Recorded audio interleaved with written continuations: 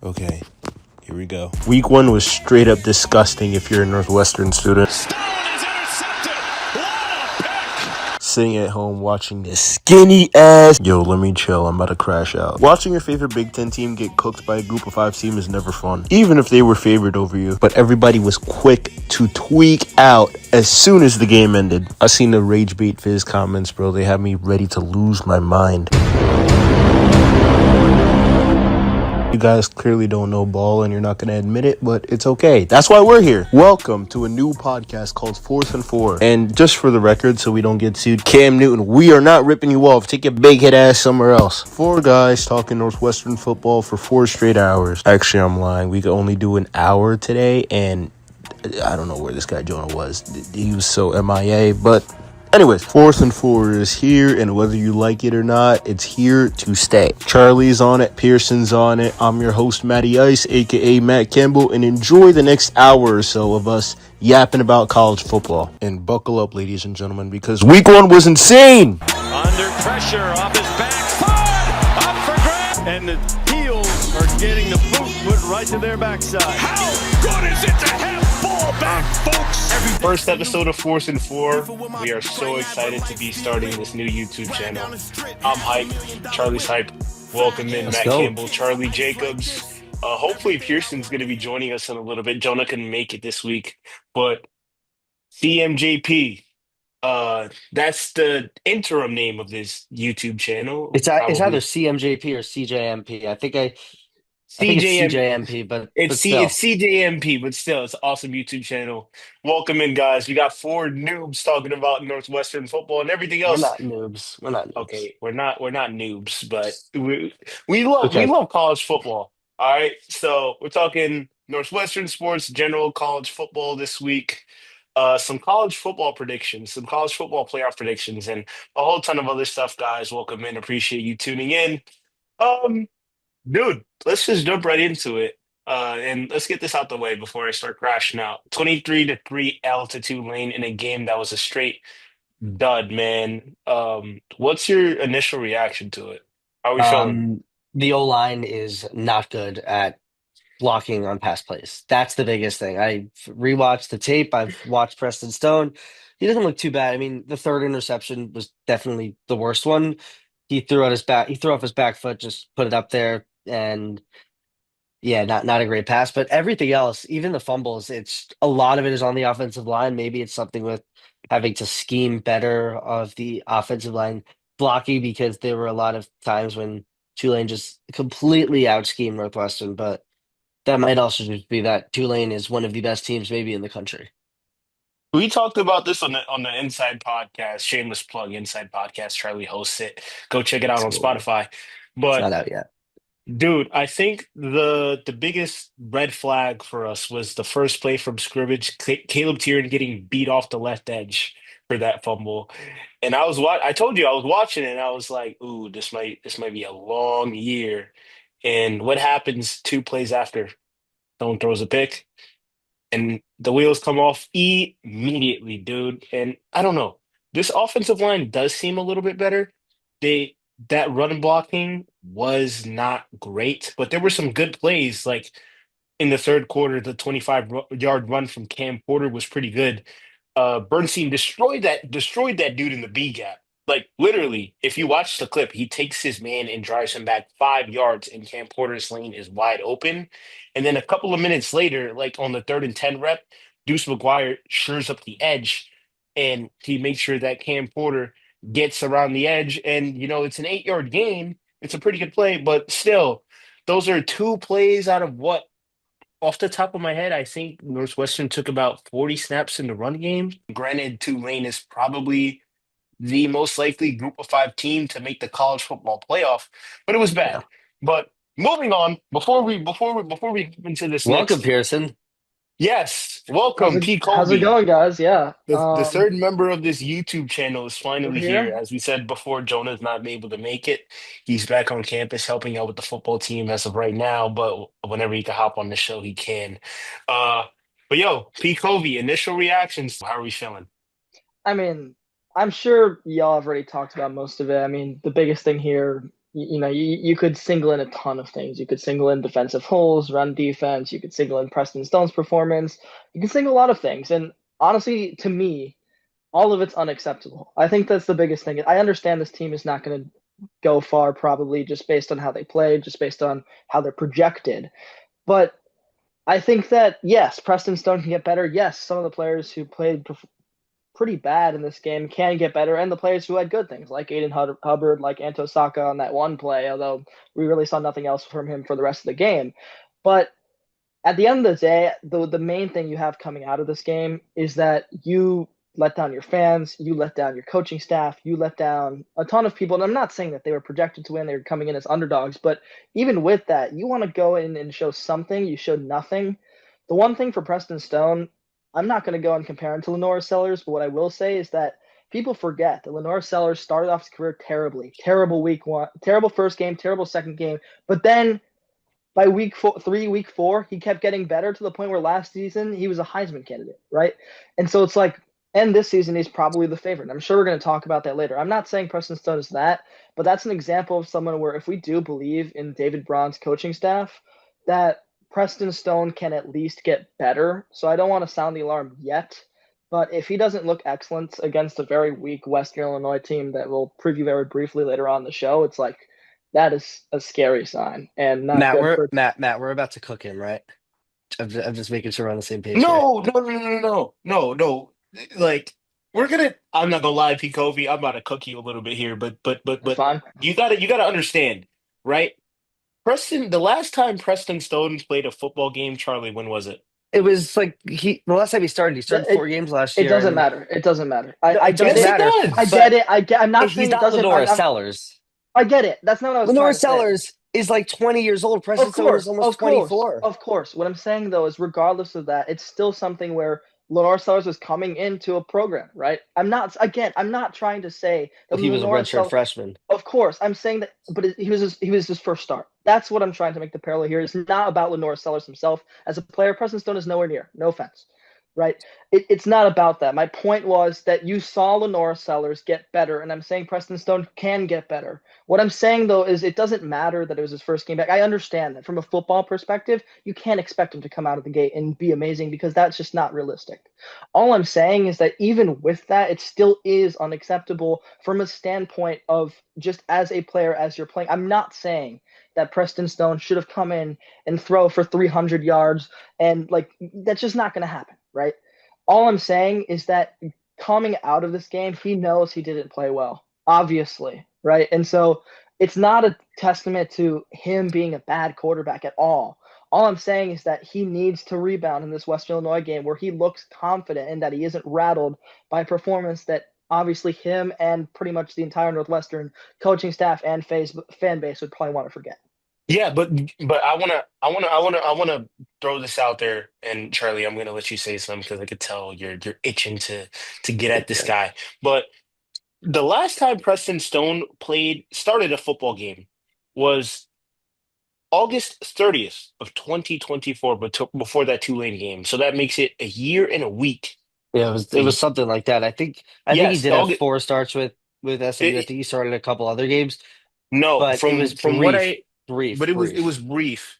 By September 12th, and I believe that SMU had a bye week between week 1 and week 3. Before week 3, Kevin Jennings was named the starter. I went back into the archives to find that. But Preston Stone hadn't started a football game in a year and a week leading into that Tulane game. And Zach Lujan on the first play of scrimmage, P and 10, he's already putting him in a passing situation. And he gets rocked. Again, Caleb Tiemann, that's all on Caleb Tiemann, right? You're letting that defensive end get to his blind side. That's on you. You can't get beat as the best overall offensive player on that roster. You getting beat is a bad sign. But besides that, right?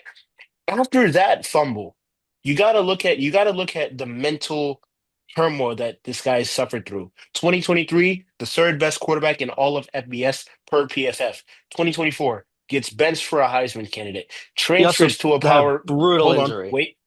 wait. Had an injury, right? You're right. Transfers to a power four school, right? Transfers to a power four school that looks like to be on the rise that's coming off of a rough year, looking to rebound, and he already has the weight on it of his shoulders, weight of the world on his shoulders, right? He's expected to be the savior of the offense, right? Awesome quarterback from SMU. He's gonna have a bounce back year, blah, blah, blah, blah, blah.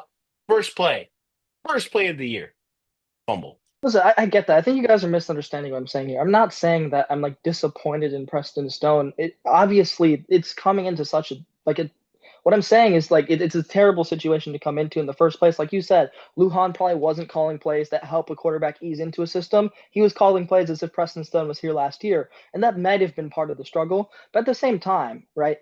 Preston Stone after this game talked about the internal message that David Braun was saying and about how he knows he has to be better, but he is still confident, right? So you can say that, yeah, maybe the mental thing isn't there. I don't think it is about that. Maybe he was rattled in this game, sure. What I'm saying is that he knows himself that he played terribly and that it was an unacceptable performance, not regardless of the context, right? But that doesn't mean that there isn't stuff to grow on. What he said about Braun was that the pieces are there, right? He said he couldn't be more confident of the guys that we have in the game plan that we have for Western Illinois, right? And that's the takeaway. And so I'm happy for that, right? You're not talking about he's not focusing on a bad performance. He's not focusing on what the coaches did, what his O line did, what everyone else did. He's talking about the pieces are there. That's what I like to see. That's my main point here. Is just that yes, it's disappointing. Yes, fans can come in and say it's unacceptable, but he knows he's not making excuses, and that's what I'm happy to see. No, I mean that is Well, totally fair. I was just saying when you said Lenora Sellers, I'm like Lenora Sellers is not even on the same planet as Preston Stone. I get it. I think that the I wasn't trying to make a No, QB to I know QB you point. weren't. I know Yeah, you I weren't. get it. It's I just understand. just Yeah, Lenora Sellers is one of those trigger words for me because I I know love you him love so him. much this Yeah, season. and I love him too. That's why I want to. I want to like Oh, you even if do. it's a That's so stretch, cute. even if he's a stretch, I can all use right, him in comparison. all right, boys. So we rattled off on the offense a little bit. We kind of ripped the whole line. Preston Stone's growing pains, and I'm sure he'll continue to grow. But the Yeah, last thing I want that's to my Defense, main talk point. about, That's my main point. defense wasn't great. I mean, yes, at least Retzlaff wasn't really throwing Fussel's way. I mean, at least the that's a positive to linebackers, take. the linebackers on Saturday really, really disappointed me. I was so high on Jack Sadowski in the strong side linebacker spot, and on the first touchdown of the game, and we knew that Tulane was going to utilize their tight ends a lot. The tight end gets free, and there's no backside coverage on the play. It was a play action, right? Sadowski crashes immediately. He's literally 2 yards in front of the line of scrimmage. The tight end sneaks right behind him. Touchdown Tulane. Guess what? Happens again in the second quarter at the midfield. It led to the 20-yard play, right? And that was actually the drive where Tulane had to settle for three because they had a crucial drop. But it's plays like that cost Northwestern last year. It was more so the safeties getting their assignments confused, but now it's the linebackers and not just linebackers that are stepping into a role for the first time. These are veteran linebackers that had major roles in the schools that they were at before. We're talking about Jack Sadowski, Yanni Karlaftis, Mac Uline, right? So that was something that I was very confused on. Fred Davis seemed like he was getting picked on a lot.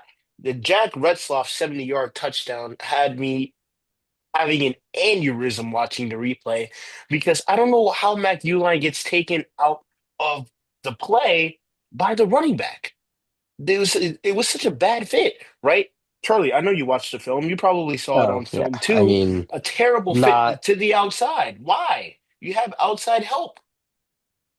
yeah. I mean, a lot of what this game really was, especially on defense, was when Retzlaff wanted to throw, he was able to throw, picking on Fred Davis a lot. And then whenever Tulane wanted to run, whether it was a quarterback run or the running backs, that offensive line just paved the way for success.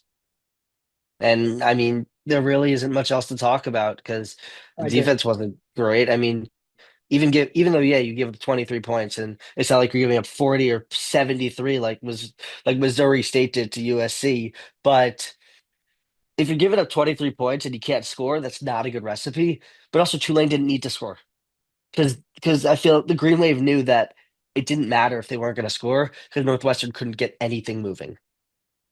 Yeah, I totally agree with that. I mean, yeah, you can criticize the defense all you want, but I think that like the main thing is, and this is something that's true in the professionals too, and that's something that, as a Bears fan, you're talking about with Dial and Montez Sweat for the Bears on the edge is like your pass rushers are the people who set up the rest of the defense. I know you guys know this, but it's like because the offensive line had their way with, I mean, yeah, Anto Saka had that one kind of ghost rush that could have been a sack. Obviously, Aiden Hubbard was maybe the only bright spot with his sack himself, but like besides those two plays, they really could not get anything going. No pressure on Retzlaff. He was easily able to move out of the pocket if he needed to. And I think that without having that pressure, he's able to do his first, second, third reads. And then from there, it's hard for linebackers and for the safeties, the corners, anyone to readjust. And I think that's what causes those holes with those problems is one, you have a Northwestern defense that isn't experienced together. And especially because of how Braun runs his defense, is that this team rotates a lot too. So not only do you have a team that doesn't, not everyone has played together for this is like the first game, but also you're rotating guys. The guy next to you isn't the same on the next play, right? And so I think that's something to improve on for Northwestern. But at the end of the day, if you're not getting pass rushing, then you're not going to get anything on the secondary or the linebackers either.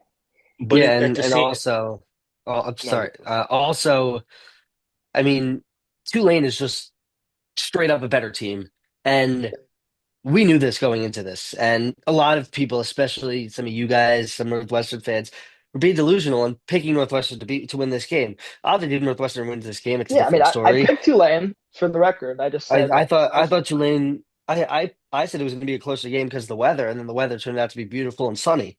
I mean, that was one of the more positives if you're a Northwestern fan, that the weather wasn't as bad as it looked like it was going to be. I mean, really, I don't know how much else there is to talk about this game because it was just a better team in week one dominating a lesser opponent. And it just so happens that Northwestern is that lesser opponent, a power four school, power five school, whatever you want to call it, against a group of five school. Only group of five team that was favored over a power four team, and it was Tulane over Northwestern. And no surprise with that outcome. yeah, but it's there's so much with the defense, There is, but but but you there isn't gotta also. you You know, gotta like you gotta put into perspective, right? Jake Retzloff's a great quarterback, right? Had a rough end to the season at BYU, but still, Jake Retzloff is still one of the best quarterbacks in the FBS. No, I'm not saying that he's a Heisman candidate, but he's super solid, right? And this Northwestern defense is going to have some troubles. I was just upset with the amount of trouble that the secondary had with staying true to their assignments, right? And it killed them last season, and I don't want to see it happen again, right? But moving on, right? I want to know some guys, a guy or two you had tabs on before we talk general college football right here. And I just want to throw some positives out there. Robert Fitzgerald, I thought, played a great game from the nickel, a career high 13 tackles. So did Gardner Wallace, right? Gardner Wallace had a great game. He also had a career high in tackles with eight. Cam Porter, career high 7.7 yards per carry. But Joe It was Hyman's like really 10 getting carries. no, I believe he only had like five or six when I went back Yeah, into the so game seven notes. 7.7 yards per carry and 5 or 6 carries. It's like only in 5 or 6 He wasn't carries. right, but Northwestern again, Northwestern Yeah, no, didn't the really game get script anything was going bad. offensively. The game script wasn't great, but the one thing I noticed about the game script is that Joe Hyman's getting used in the backfield a lot, and we thought he was going to be in the slot receiver role, but he got used in the backfield a ton, right? Another thing to point out, Griffin Wilde, as we expected, is clearly the number one receiver, right? That's Preston Stone's favorite target. But Ricky Emireze is a guy that I never really took a look at, but he had eight targets on Saturday. Eight, right? He only had, if I remember correctly, he only had one reception last year. He got If hurt in week one. he got hurt in week one, right? But right? Northwestern had a lot of tight end additions. I didn't think that he would be utilized as much as he did. I mean, So, I think when it comes to tight end, though, no offense to how Lujan wants to run his offense, don't use the tight ends. I'm sorry. These tight ends are not guys who I think you should be constantly throwing the ball to. And no offense to them. I mean, use them as blockers because obviously Northwestern needs more blockers. Because there was a couple plays where Tulane was winning rushes when Northwestern had a two-man advantage, and that's what led to a couple of the interceptions. Not because Stone made bad reads, which I'm not saying that he didn't, but the offensive line, the run blocking is okay. Pass blocking was not good, and Well, before yeah, the pass blocking was not good, and yeah, I you don't know. you don't know But you know that. what I'm saying, what I'm saying is I don't think the problem is you need more blockers. I think the problem is you need to shore up your gap assignments, which is why Northwestern got killed. Right? Even when they Two did, pressures, three sacks, two pressures, three sacks. it was It's four a matter sacks. of I mean, if you count four that real sacks. fumble, that wasn't. It was technically a sack, but it was a fumble. So I mean, if we look at this, I mean, like I mentioned before, not only did Preston Stone talk about this, but some of the defensive guys talked about this too. Braun told them, "We're just gonna look at the film. It sucks. We sucked, and we just got to keep moving forward." I mean, we can talk all we want about all the things that we missed. They know that. They're watching the film, right? Like just like we watch the film, they're watching it 10 times more, right? Like Jonah's probably filming the film right now, and they're going through walkthroughs. They're going through filming the practices, film is crazy. Sorry. filming the film. He he's filming the practice, right? And it's like No, I know he's that's probably yeah. that's a good line. I'm gonna use that. I'm gonna trademark that. Filming the film. There we go. But literally though, like you're gonna be looking at it over and over again to the point where you might as well make a motion picture out of the film from this game, and you might as well make them watch it in a movie theater, so they're nice and comfortable to watch all the things that they did bad and maybe the few things they did good. That's what I want to see. I mean, Yeah. we can offer our expertise in looking at this about all the different things that they can do and what they will do, but we'll see in this Western Illinois game. And when we go to the preview, I'll talk about this too. But like sure, it's not a real. I don't want to like jinx it, but like obviously this is probably not going to be close, but it can't be. Like it literally has to be. Like you cannot have this be like a oh like kind of like how Eastern Illinois last year was, where like Jack Lounge had to get going a little bit before it was like a blowout. I need to be a blowout right away. You need to be showing me right away, whether you start on defense or on offense, that you looked and the problems that you had, you're at least fixing a little bit. I mean, yeah, of course, it's not going to be as challenging against the Western Illinois team that got smacked by Illinois, but like still, it's still an opponent. You're still playing a football game, and you can still show that some things are better. And that Western Illinois film will be just as valuable for improving as the Tulane film is. And so I think just going from week to week, that's what they're going to have to do, especially with the team that is really looking to the future rather than the now. But we should probably move on because we're getting too negative. So let's just, Okay, yes. let's Let's just move circle. on. Let's Let's move move on on from before I lose Northwestern. again. Actually, quickly, let's actually. I think we should probably do the Western Illinois preview now, so we just get done talking about Northwestern. Yes, let's Sure, do Western. Let's sure. do Western. Let's do the Western Illinois preview. I mean, So we basically just did. Northwestern needs to come out and play better, and Western Illinois put up 3 points against Illinois last week. Those 3 points came in the fourth quarter. It's an FCS team. Northwestern should smack them.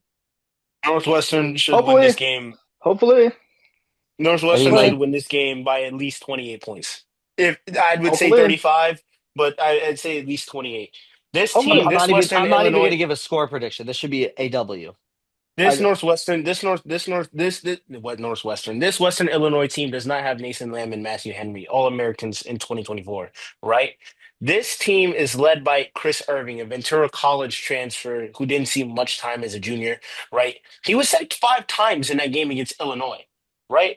Northwestern has Aiden Hubbard and Anto Saka. They should probably put up a number similar to that. That front line should probably destroy Chris Irvin in the pocket. It's a run heavy squad, so it's an opportunity for these linebackers to get their assignments right and stop the run because it didn't happen against Tulane. This is Tulane dumbed down to an FCS level. Right, and this is what they're going to see in the Big Ten because there are a lot of good running back teams in the Big Ten. This is probably what they're going to see from UCLA because Nico Amaliava, a guy that we're going to get to later, did not produce in that debut against Utah, right? This team has one receiver, two receivers, Damari Davis and Brandon Lanier, right?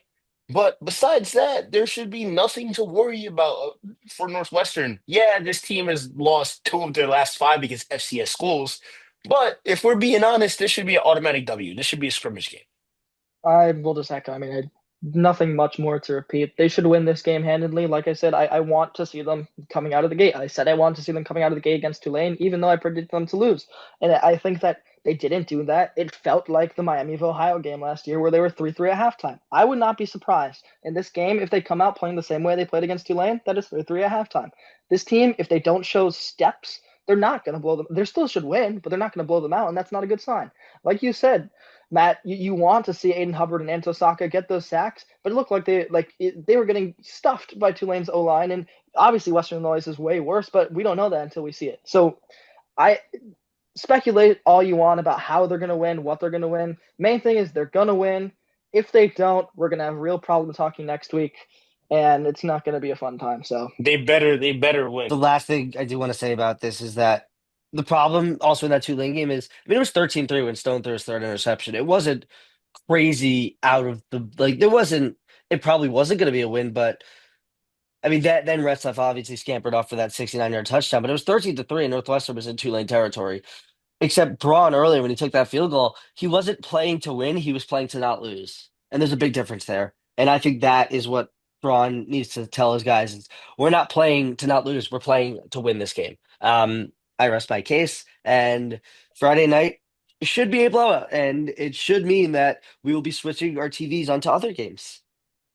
If if there's ever a game to play to win, it's got to be Friday, right? But that's the last thing we're gonna say. We're gonna move on.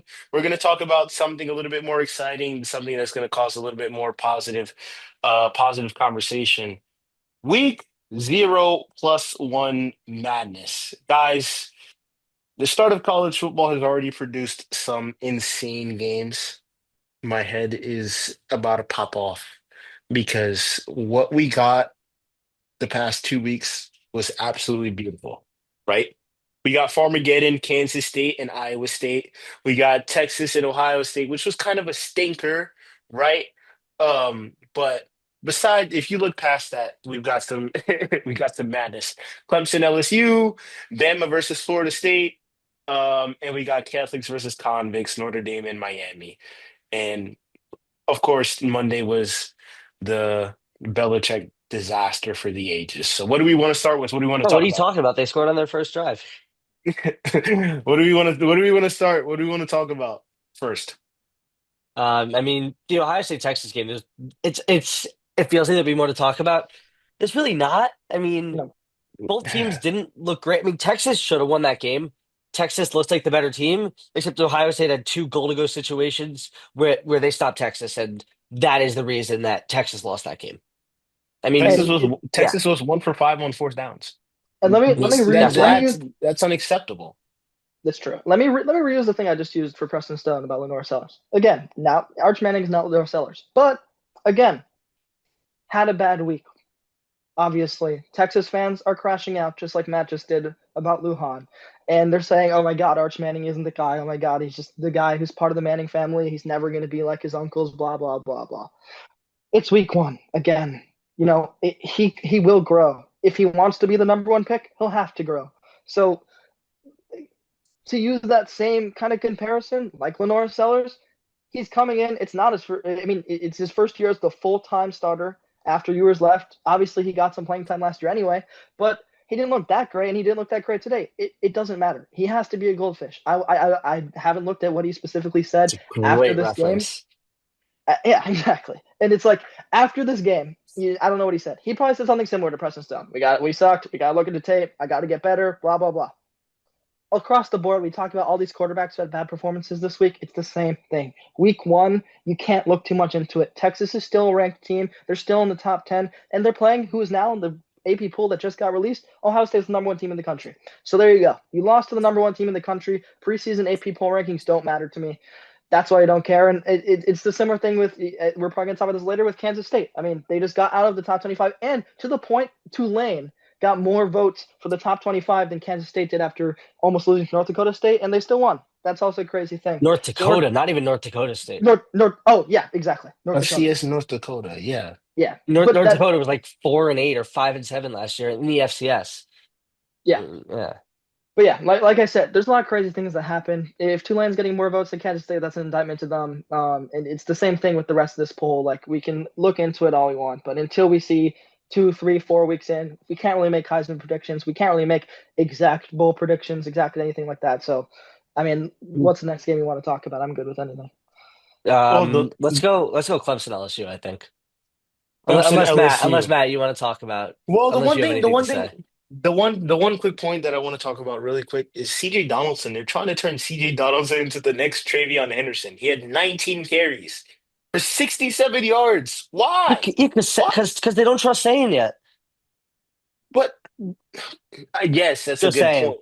But they, yeah, okay. Yes, but how is Julian Sane supposed to grow as a quarterback? You kind of have to I'm not saying throw him into the fire and throw the ball every single play, but Sane had a good game. He was 13 for 20, had The 126 first yards. Why Well, why they not won. why 126 not yards. open Say up that again. 13? 126 yards. You come out with the win because your defense dominates. Okay, I but you mean, only had you only had 20 attempts to throw the ball and you They won. converted on 13 of them. they won. It Why doesn't don't you They give matter. him won. He They more didn't play won. well, passing but they won. opportunities? They I don't. won. I I don't think agree he with that played. 100%. I mean, it doesn't matter. Again, whatever. He got the first win out of the way as a starter. Good for him. I mean, he has to move on next week and do the same thing. I mean, I don't Yeah, know. it doesn't matter that they're playing Grambling. I mean, who knows? Maybe we have an App State Michigan thing from 2007 again. Maybe this is the 2007 season and it's just taking a little bit to start. Hey, I mean, we can Fair reuse scripts. enough. They like to reuse scripts a lot. I don't know. I mean, we'll You see. have the script? Maybe I don't know. Don't Okay. don't ask You me. heard it here. I'm not allowed. Pearson, the I'm script not allowed writer. to tell you guys if I do, Ah. but maybe I do. So then why do you have LSU beating Clemson? Um. um, because it's fun. Because it's fun. Joe Burrow's supposed to be MVP, right? Isn't that what people are saying about the NFL? We got to let that happen, right? Jaden Daniels is in the conversation, right? That's why we want the next LSU QB right now. That's why. I mean, I think the LSU defense stood out to me more than the Yeah, of offense. course. Yeah, I'm trolling. Yeah. Nussmeier was better in the second half than he was Yo, earlier. the But LSU also, they were. defense. Wait, what about? Can we talk? LSU, and then South Carolina with Nick Harbor. There were two plays that were touchdowns that were called not touchdowns after review. Like, what is going on? I'm sorry. You guys know exactly what I'm talking about too. What is going on? I don't know, man. Anyways, Go back. I thought. I mean, Howard Perkins had a great game for LSU. Whit Weeks looked great, but the person who stood out to me the most was Delane, the transfer from Virginia Tech. I mean, at corner, this guy was a monster out there. And yeah, Antonio Williams got hurt for Clemson, but Cade Klubnik could not. If Cade Klubnik threw in his direction, play gets blown up, boom, immediately. I mean, you don't transfer from Virginia Tech to LSU for no reason. I mean, he's good and really, really keep him on your radar for the future. Bro, this team, this defense on LSU is scary, right? Behind Ohio State, I think this is the second best defense in the entire I country. think Texas You has a don't, better defense than both of them, but keep dude, going. dude, holding Cade Klubnik's a 3rd and 13 on third down is insane. Yeah, Hello? but with that without his number one receiver too. But still, Oh, I know, I know. I'm just Cade messing. Cade Yeah. Klubnik is Cade Klubnik is what entered the season probably up there in the Heisman candidate race. Probably preseason, definitely top five. Some people had him in their top three range with Arch Manning and Lenore Sellers, right?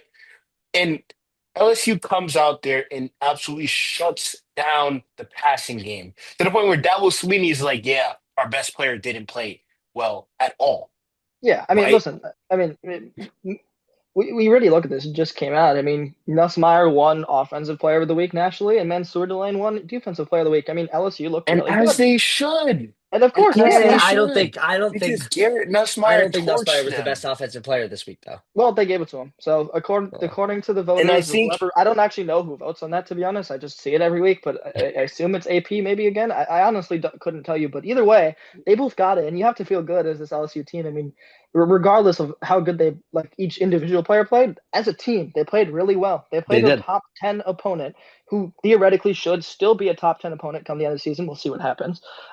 But like LSU looks. I mean, I don't want to say like way better than last year, but like, because there were signs. I mean, Nussmeier still threw for 4,000 yards, but like, it it it is the case where if you're an LSU fan, if you're in Death Valley, if you're Jaden Daniels or Joe Burrow watching this team, as I'm sure they are, and Malik Neighbors, all of those types of guys. I mean, Let's go you have to go neighbors. and they're looking at their phones. I mean, like, I'm pretty happy with this team, and I'm fine to come down and watch a game because I'm excited. And I don't know if they could say that last year. And so I think for them, that's what they have to come out of here with is just the fact that it's a great win, a quality win, and it'll keep them up near the top of the rankings this week as it did. They're number Yeah, I three mean now. they're third. Yeah. So, well, fourth in the coaches, third in the AP. But I mean, yeah, exactly. They're still great, and they got three first place votes. I don't know how much really goes into that because Ohio State obviously had 55, but yeah, they got something. I'm high on this LSU team. If there's anybody that's going to jump Ohio State in the rankings, I got two squads. It's either going to be Penn State or LSU. And I think they showed they are a true national champ. And obviously, you're going to have guys in the top five. They're like, yeah, these teams are great, but they don't have any shot against this number one or this number two. LSU, I think, is the first. I think for the first time in a while, we have three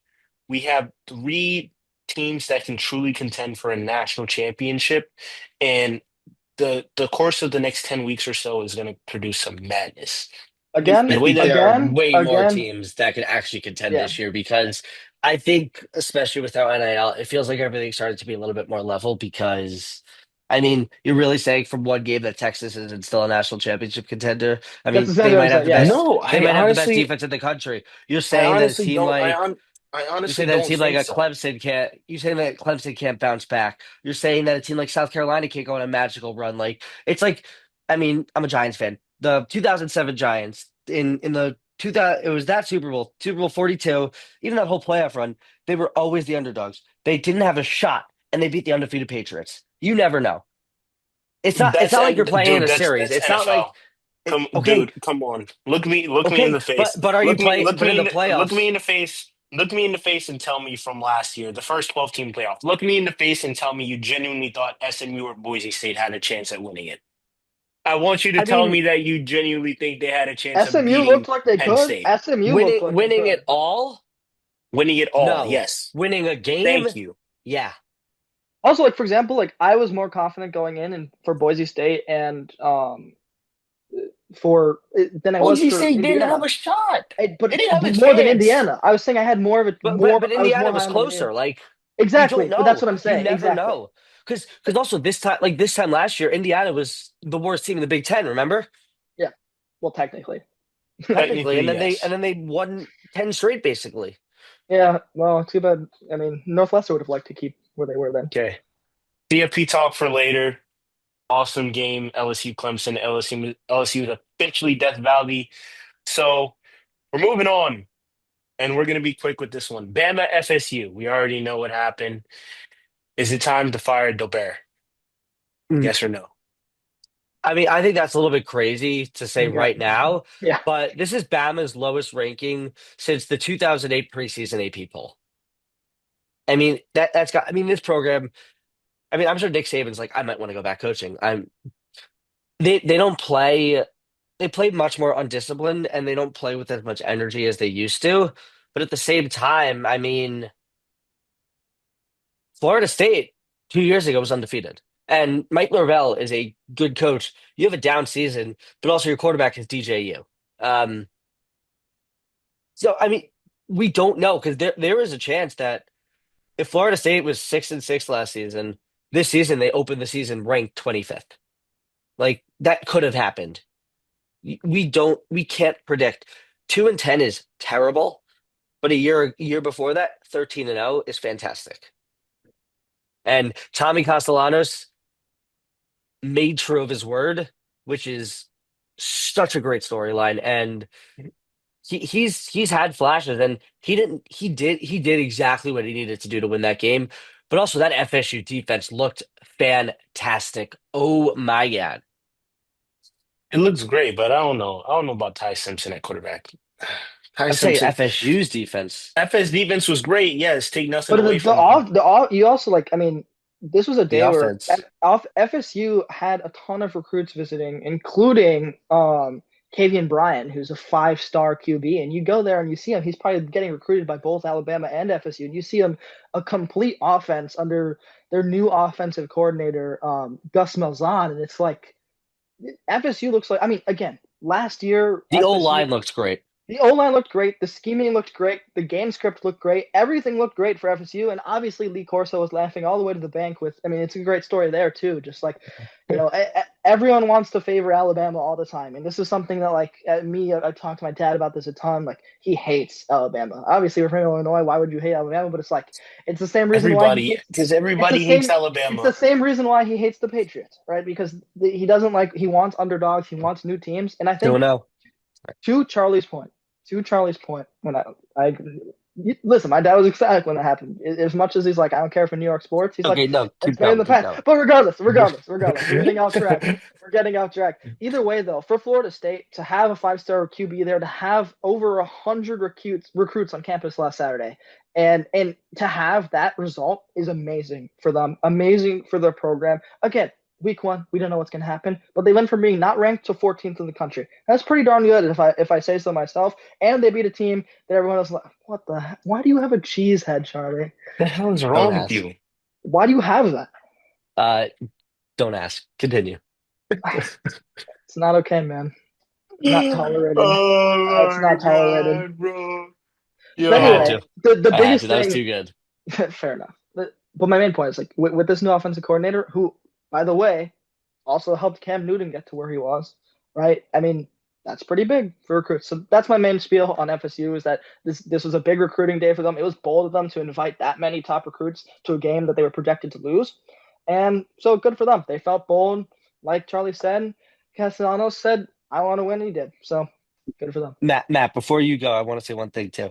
This game was set up for Florida State to win, coming off a really bad season, but stadium renovations and I mean a very new look roster, and you're the underdogs. Like, what's not to like there? I mean, it was So very you set like up. you liked my script?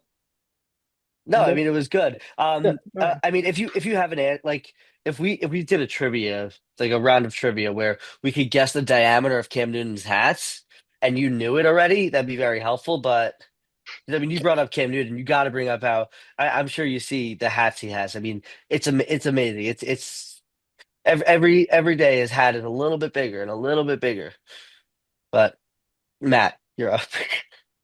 Here's my thing about the head coaching spot. As a matter of fact, here's my thing about Alabama in general.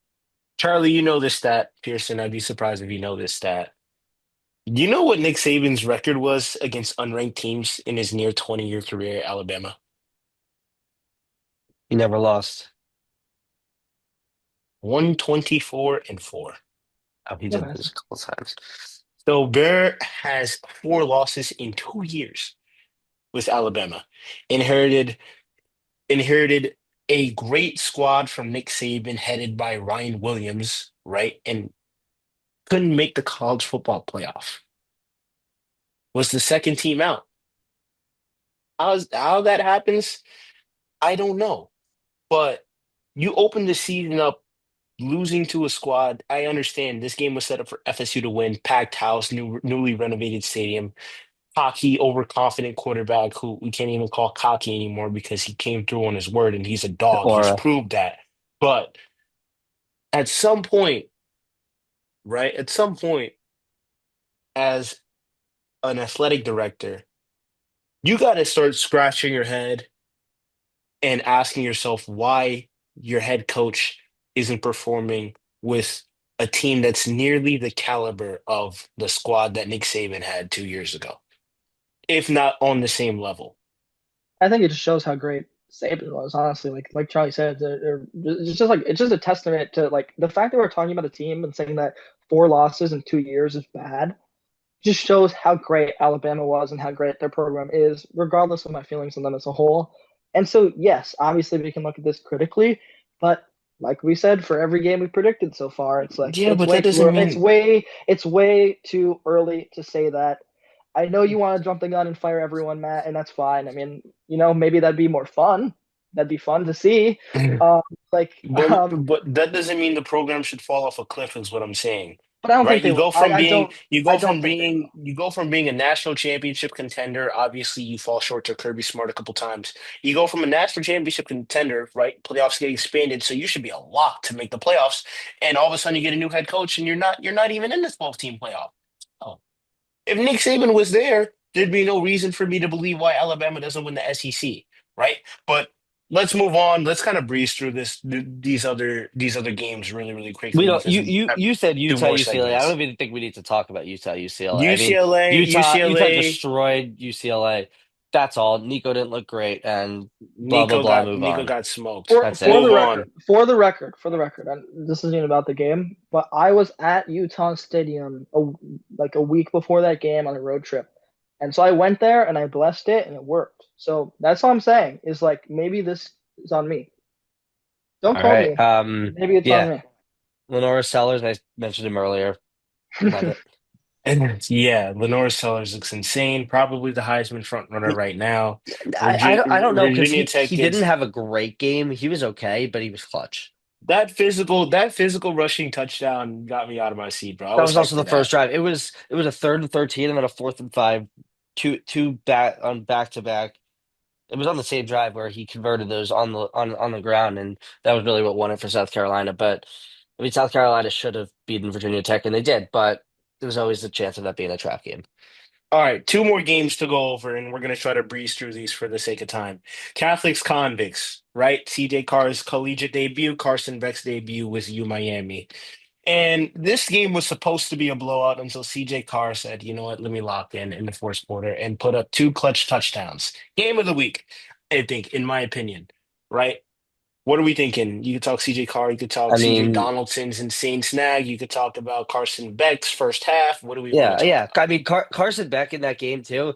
It showed that once you give him receivers who can catch the ball, he's good. I mean, last season Georgia receivers were dropping balls right, and left. I mean, it was not pretty. And then back towards UCL in that conference championship game. But also shout out Malachi Tony. I mean, true freshman. I had no idea this was going to come, and now he's putting the nation on alert. Dude, Malachi Tony's route running that game was insane.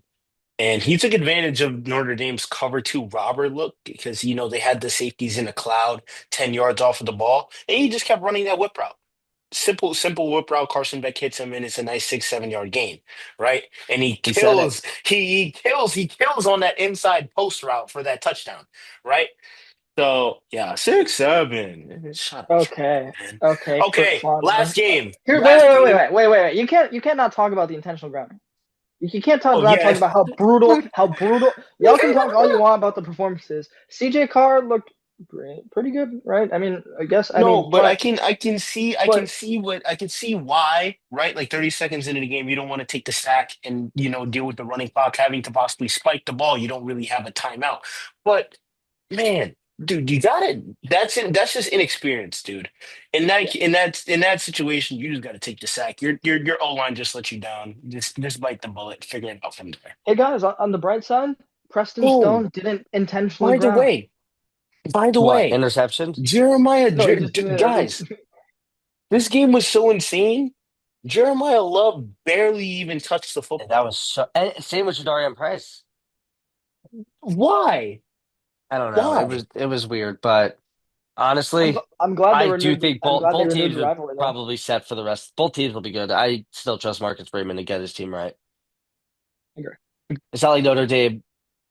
I mean, even the NIU loss last year wasn't as bad as people say, but You know what I would love to see though is I mean, and this is definitely a conversation that could happen when we. I mean, we're not going to go into specifics when we do our predictions for the top 12, but I would love to see a case where like Miami's 8, Notre Dame's 9, or like Notre Dame's 7 and Miami's 10 or something, where they end up yeah, playing in rematch the would be first round. awesome. That would be awesome. I mean, the main thing also here is like we talk about Catholics versus convicts. The history there is amazing. I mean, not it's just like it's a game that has been missing on the schedule for a long time, so it's good to see it back, regardless of it not being in rivalry week. I understand why it's not, and I think that if there's anything to tell Notre Dame to keep scheduling Miami every year, it's this game, it's the atmosphere that was there, and they probably will in the future. So Yeah, Notre and Dame, then please stay independent. Please yeah, stay and then independent. the last thing I will say too about this is that, I mean, if the national championship, if Miami does end up in it, they will be at home. you think so? You think they'll Harrison. be 8? You think they'll be 8 versus 9? No, I'm Something like that? saying if Miami makes a national Oh, I championship, see what you're saying. they will I see be what you're saying. playing Yeah, at Hard Rock. yeah, it's true. But like, I can't believe a school of that caliber doesn't have their own stadium. I mean, it makes sense why they don't. The Hard Rock's really nice. But still, it's like You're U Miami. You should have your own stadium. No, I no mean, offense to listen, Hard Rock. I don't know who owns Hard Rock. Is it the Dolphins who own It's Hard Rock who owns Hard Hard Rock? Rock. Hard Rock owns the stadium. Yeah, that's why it's called Hard Rock Stadium. That's why stadiums are called the way they are. Like No, no, that's why. the naming rights are sold, not the stadium. Yeah, it's the Dolphins. Yeah, it's the Dolphins, no, who own it. Yeah, that's Yeah, so why. I mean, that answers The your question, dude. Dolphins. The Dolphins want to. I get what you're saying, but I mean, yeah, Hard yeah, I Rock's know, happy. but I feel like they should have a college stadium. Anyways, didn't you say what? One more game? One The more game. Belichick blunder of 2025. And that Boys, we just keep this simple, right? Josh Hoover looked great. Everybody's everybody's going in there. They're like, "Oh, what's Belichick's scheming going to look like, dude? He's going to have TCU in hell." TCU took that personally and gave UNC the belt. There's no other way to describe it. The first UNC drive was a statement, but there was not much after that. Not much at all. I watched the film and I took notes, but that's counterintuitive. You guys saw the game. Do Yeah. you even want to talk about I it? love how it was on the broadcast. I forget if it was Herbstreit or Fowler who said it, but one of them goes, "This is a big defensive possession for UNC," and then I forget the running back on TCU breaks off a 75-yard touchdown to open the second half, and it's like, yeah, this game's over. UNC's tackling was just terrible in the second half. It progressively got worse. TCU's O-line had their way all game with the front seven. It was And just Josh Hoover looked crazy. fantastic. Josh Hoover did look great, right? The fade ball that he threw to Jordan Dwyer to get them on the board was perfectly placed. It was a great route, but he fit that right in the window between the corner and the safety. It was a textbook throw. I loved it. But that's it. That is our general college football roundup. So we got two planned segments. I'm not sure how much time we have. We're trying to be done. We're trying to be out of here before 6. We got two segments. We got our way too early college football playoff predictions, and we got our best true freshman of week 1. We're gonna list our 12 teams that we think are gonna be in the college football playoff come November. And I'm gonna kick us off because I think my 12 is probably the most out there 12 that we possibly have. And these rankings might grind your gears a little bit, but I love to go against the grain. I love to give crazy takes. I think we all know that here from my freshman year at Northwestern. So here we go. I got Penn State, LSU, Georgia, Oregon, Ohio State, Miami, Notre Dame, South Carolina, Clemson, Illinois State. Oh my goodness. Iowa State, Illinois, and then UNLV is my group of 5 team. All right, Pierson. Yeah. Let me pull up my list. Okay, so for me, I'll go in reverse order maybe. My group of 5 team, and obviously this might be a little bit biased, but I think it's gonna be Tulane. I think that listen, it's not even about Northwestern. I genuinely think that this. I mean, Matt, I know when we were previewing this game, you were saying that Tulane wasn't actually that good and wasn't actually a threat. They are I'm not 100% a buying threat. the hype. I'm It's not not buying the about the Green hype. Wave It's not hype. about the hype, dude. I mean, you take a quarterback who beat out guys who got transferred on scholarship, and he walks on the team and he wins the job, and then he balls out against a Power 14. Doesn't matter how good Northwestern is. I think that the path is not that wide open for that many other teams. I mean, I think that it's pretty obvious that the group of 5 team that does come out is going to be from the American Conference, in my opinion. I think that Boise State is in the rest of the Mountain West is honestly cooked because I think that Boise State showed that maybe just maybe, and this was something that a lot of people wanted to argue last year, is that maybe Ashton GT was why they were good. Maybe not. I guess maybe obviously, but I'm pretty sure it was. And I wanted Ashton GT to win the Heisman. He did it. I get why Travis Hunter did, but I mean, you want to talk about a guy who was the most valuable player? He was. Anyway, so I got Tulane. I got Texas Tech. They're my pick. I was trying to decide between Texas Tech and Texas Utah. Tech? Either Texas Tech or Utah. That was kind of my wild card. Ooh. But I'm gonna go with Texas Tech here. Um, I want SEC team. You know what? I was gonna go Auburn, but I'm gonna go with A&M. So I'm gonna put A&M. Then Texas will still make it. Miami will make it, in my opinion. I think both Miami and Notre Dame make it. And then that leaves me with what, 5? 6. Yeah, 6. Okay. I think my top six is going to be pretty clear. I think it's the top six that will end up being at the end of the season. I think it's Ohio State, Penn State, LSU, Clemson, Georgia, Oregon. I think that's pretty simple. I don't think that's controversial in any way. I mean, I don't think I'll disagree with that. Yeah, Clemson lost, but I think they're still going to make it pretty easy. All right, just give me one sec. I'm making sure I'm doing this correctly because yeah. All right, so one of the teams that you guys all have that I'm not putting in is Georgia. I don't think Georgia's going to make it this year. I'm Wow. putting that out there right there. So Hmm. I have Ohio State, Penn State, LSU. This is not in any order. Miami, Oregon, Texas, Notre Dame. That's seven. I'm gonna go. Clemson is eight. Florida State nine. I'm buying it. I love South Carolina. I want to pick them. I also love Florida. Florida's schedule is so tough. I think you got to throw Arizona State in there, and I do love what I saw from Utah, so I want to put them in there. But that one of those Big 12 spots, I would possibly sub out for South Carolina, which is why I can't decide. And then my Group of Five team, um, I'm not picking them. Shout out App State. I mean, they looked fantastic in the Deuce Mayo Bowl, and there might actually be something there with that with AJ Swan. James Madison also looked very good, Got some but votes. give me Navy.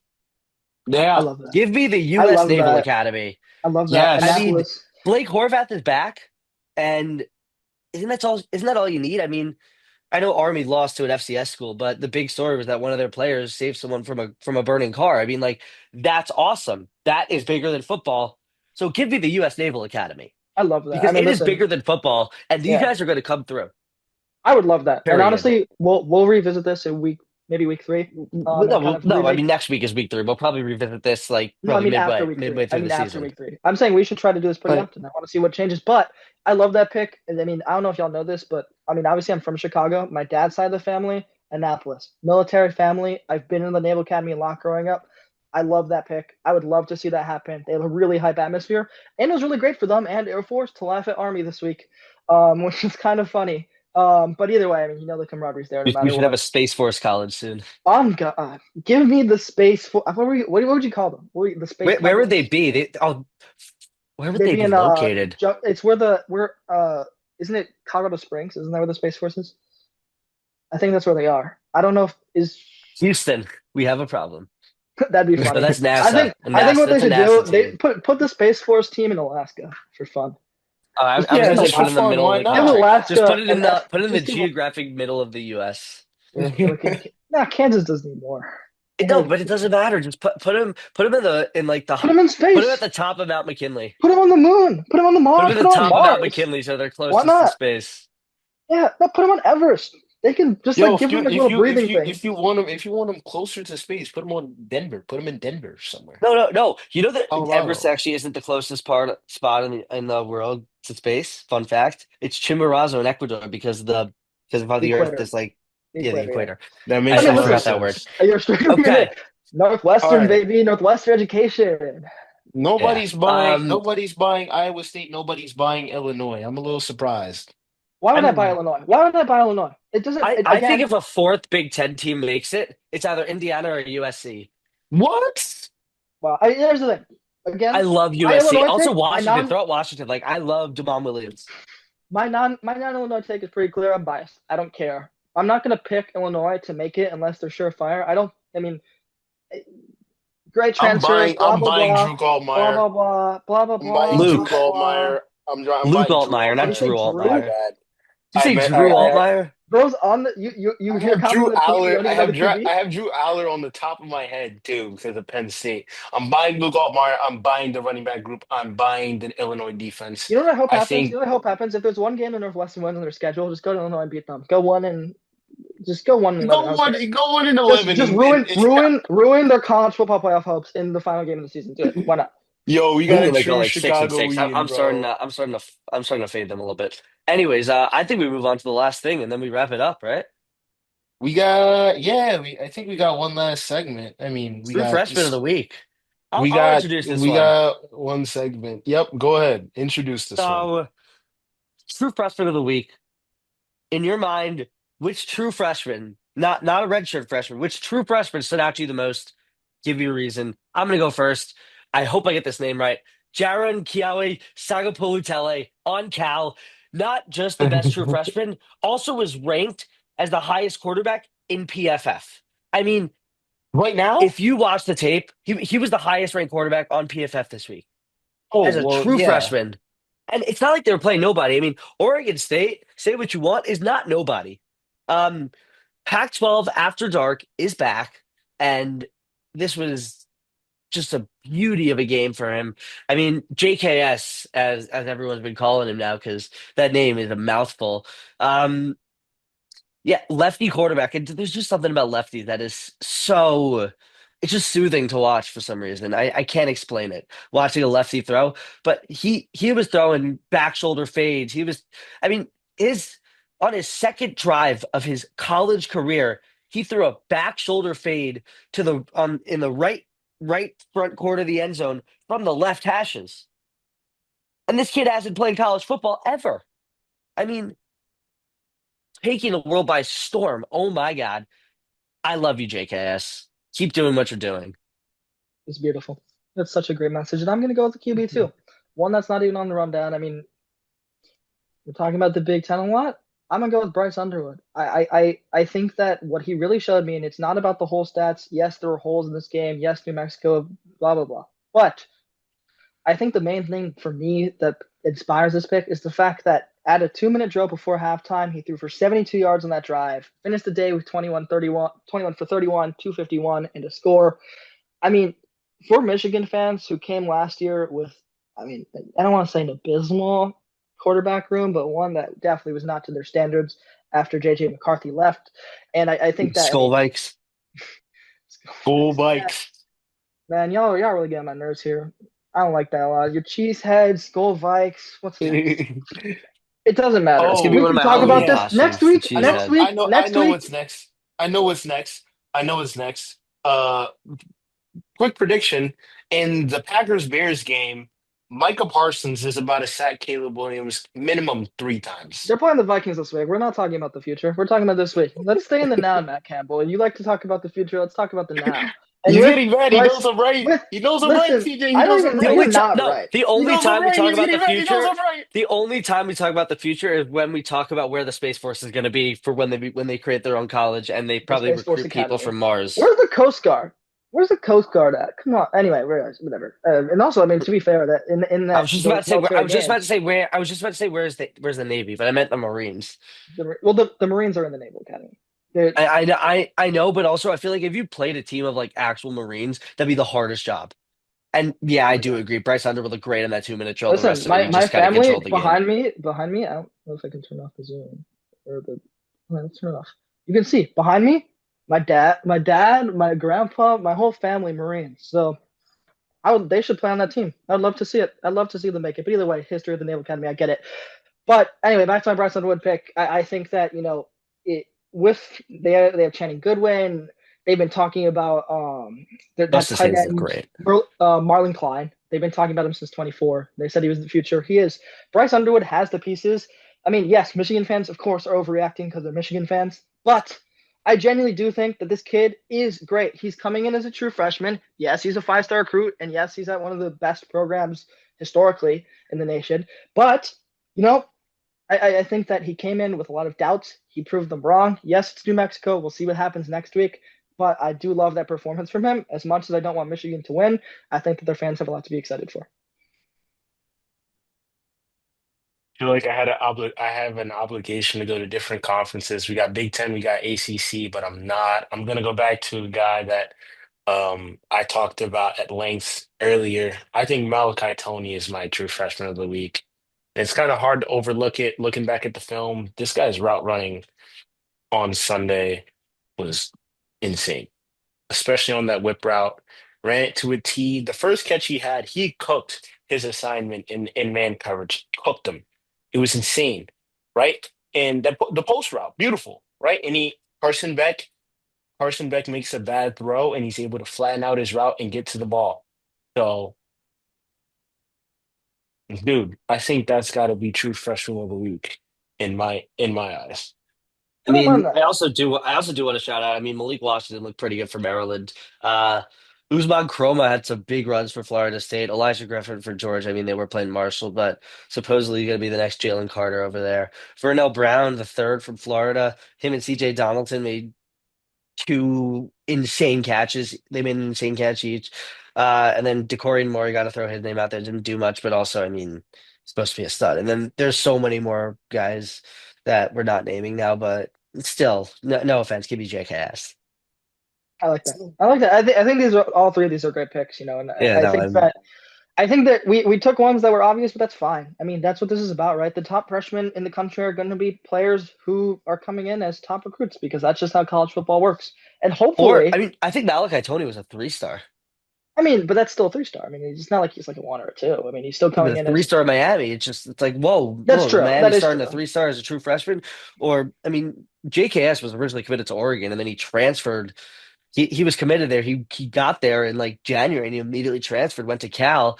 And I mean Cal probably with the alumni, they probably do have the money to keep him around. It's just a question of if they do, because otherwise that guy will be playing in either the SEC, the Big Ten, or the Big 12. They'll try. Ooh. They'll try. That's why they moved to the ACC, right? I They mean, just yeah, even though they're on the even though they should be the PCC because they're on the Pacific. I mean, listen, them and Stanford, really great Atlantic teams. Historic rivalry with Boston Yeah. College there. Yeah, I know. I mean, I feel like I mean when Christopher Columbus landed there back in 1492, back in California. I mean, Yeah, I mean, come on. Like we said, he was trying to find India, right?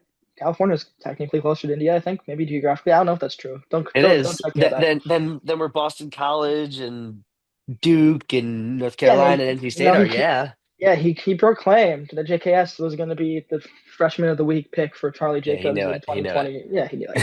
Or you just wrote that whole script.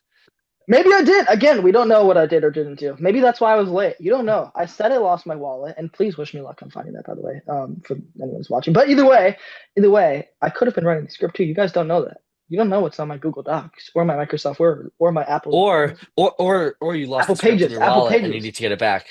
That is Bro, true. Maybe that's why I want what it are so you much. doing in your free time, bro? Like,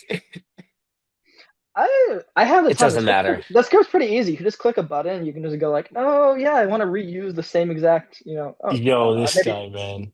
either way. It's time to wrap it up. I think it's time to wrap Anyways, it up. Yeah. yeah, anyways, It's time to wrap it up, boys. Um, to end the show, we got a new weekly segment. It's called Victory Formation. 30 seconds to spit out your final thoughts about a specific topic. This week, I'm the host, so I decided to do our four conference winner predictions: Big Ten, SEC, ACC, and the Big 12. Conference winners, why? Got 30 seconds each. Who wants to start? Matt, you go.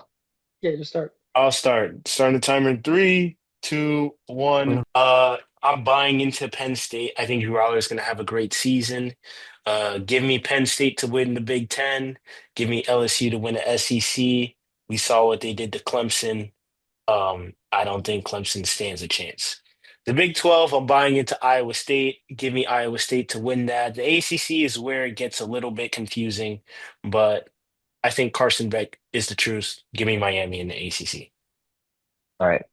Pierson, you go. Okay.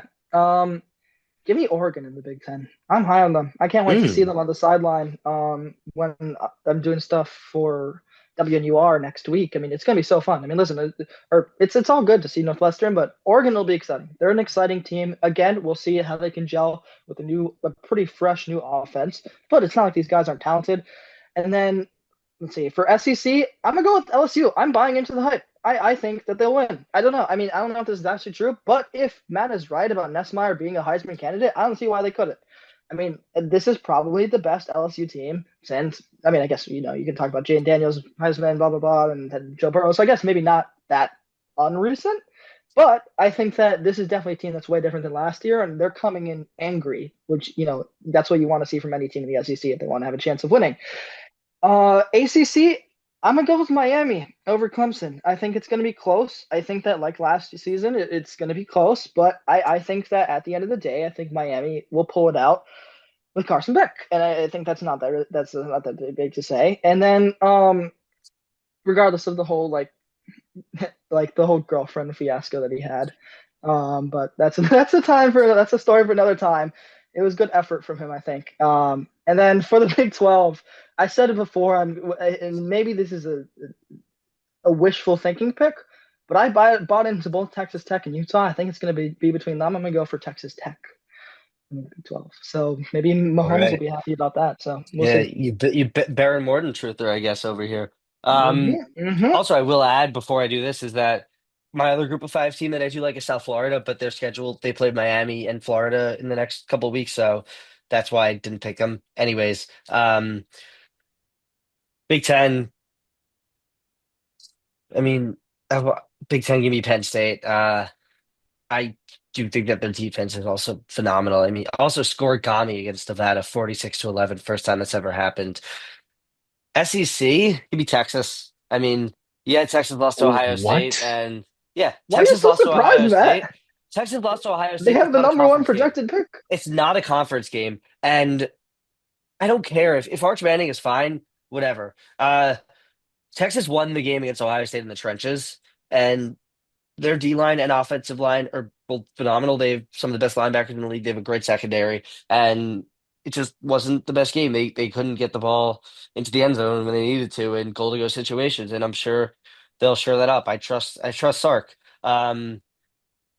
ACC, I know it's between three for me. It's between Miami, Clemson, and Florida State. And Yep. I know people say, "Oh, don't overreact to Florida State winning," but not too long ago, Florida State was undefeated and won the ACC. I mean, this is a good team. It's a good team. And I'm still going to go with Clemson, though. I trust this team too much. Antonio Williams to be healthy, and I trust Cade Klubnik this year, even though he had a bad showing against LSU. Big 12, similar to you, Pierson, I have Utah there, but I mean, the Sun Devils, you got to give me Arizona State. As much as I love Devin Dampier, and I think he could be a dark horse Heisman guy, I really do think that, I mean, Arizona State has the best receiver in the country right now. I mean, yeah, Jeremiah Smith is probably better, but Jordan Tyson's probably number two. And Sam Levitt is just bolstering his draft stock. So give me the Sun Devils there. Hey guys, Washington State or Oregon State? Who wins? Big choice. Give me Washington State. I Yeah, give me agree. Washington Give me State. Washington State. Sorry for the beefs, but well, I agree.